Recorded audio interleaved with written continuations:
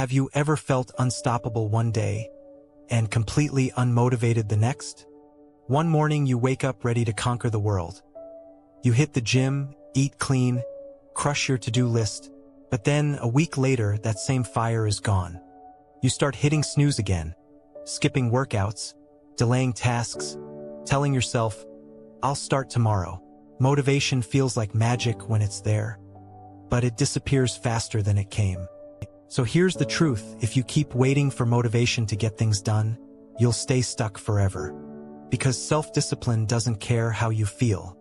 It doesn't need the perfect mood or the right song or a burst of inspiration.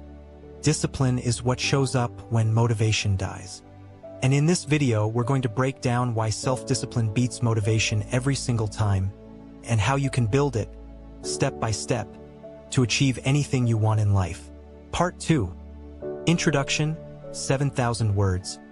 Welcome to Focus Peter, the channel where we cut through the noise and focus on what truly builds your life, your focus, and your success.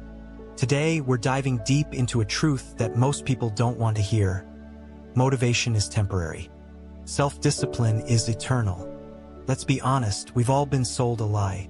We've been told to get motivated, to find inspiration, to wait for the right moment. But life doesn't wait. Success doesn't wait. And neither should you. Think about the people you admire. Top athletes, entrepreneurs, creators, or anyone who's truly mastered their craft. They're not always motivated. They don't wake up every single day with excitement pumping through their veins. They wake up with purpose, not emotion. They wake up knowing that consistency builds results, not bursts of enthusiasm. Let's make this real. Picture two people. Person A is highly motivated. They watch motivational videos, read quotes, feel fired up, and for the next few days they work like crazy. But then stress hits, or something goes wrong, or they just don't feel like it, and slowly they stop.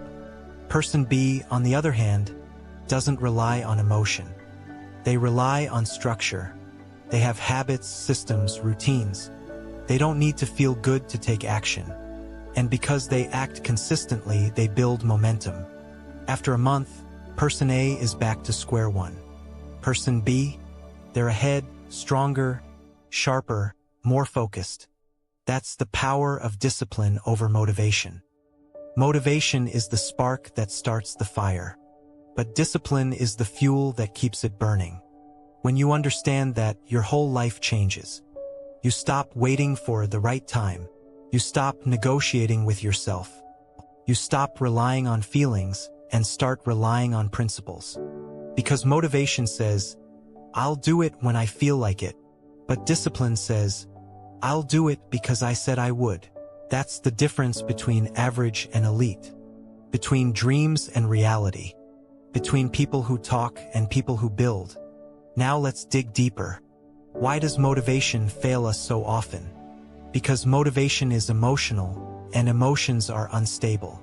They're affected by sleep, weather, mood, stress, hormones, relationships, even random thoughts. You can't control all that, but you can control your actions. And that's where discipline comes in. Discipline doesn't care if you're tired. It doesn't care if it's raining.